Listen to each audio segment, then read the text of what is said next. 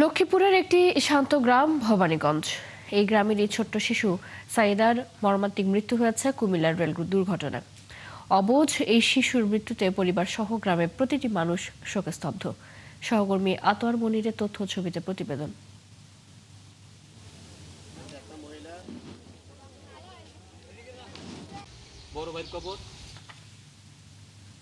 কুমিল্লার পদুয়ার বাজার রেল ক্রসিংয়ে ভয়াবহ দুর্ঘটনায় নিহত সাইয়েদার বয়স মাত্র 7 বছর।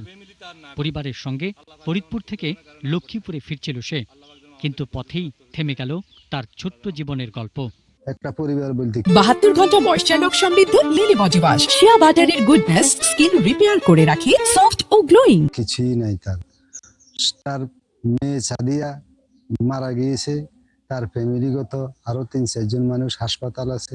তাদের আনন্দ ছড়িয়ে পড়ার কথা পুরো বাড়িতে, কিন্তু তাদের আনন্দ হঠাৎই নিভে গিয়েছে। গ্রামবাসীর একটাই দাবি, তদন্ত করে এমন অবহেলায় জড়িতদের শাস্তির ব্যবস্থা করা হোক, আর ক্ষতিগ্রস্ত পরিবারগুলোকে যথাযথ সহায়তা দেওয়ার কথাও বলেন তারা।